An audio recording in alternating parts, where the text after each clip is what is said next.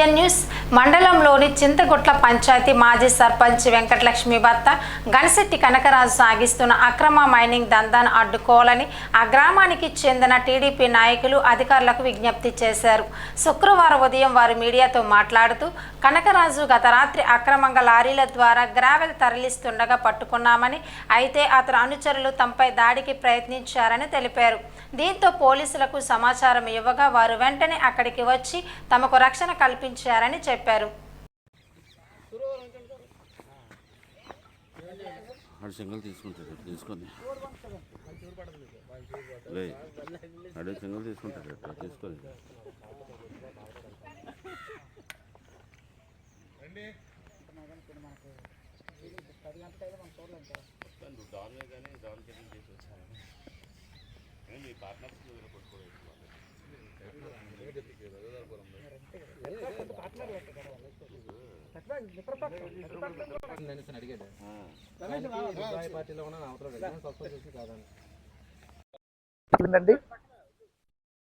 ఈ మధ్య కాలంలో తవ్వింది మాత్రమే ఇది.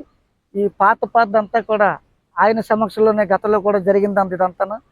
ఈ ఏరియాలో ఏవైనా మట్టి మీద జరిగిందంటే మేఘాది రిజర్వాయర్లో ఈ యొక్క చింతగట్ల మాజీ సర్పంచ్ భర్త అయినటువంటి గణశెట్టి వెంకటలక్ష్మి భర్త గణశెట్టి కనకారావు అతను మీకు, ఎందుకంటే విశాఖపట్నం జిల్లాకి అంతటికి కూడా వాటర్ సప్లై చేసేది ఈ మేఘాది రిజర్వాయర్ అండి.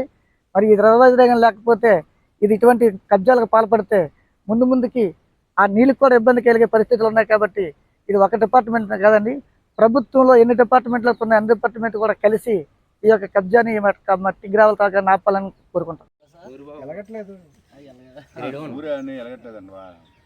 అంటే పేరుకి కాంతి ఎక్కువ రావాలి కదా అంటున్నారు. ఇప్పుడే ప్రజెంట్ దొరికే లారీలు దాన్ని సీజ్ చేయడం జరుగుతుంది.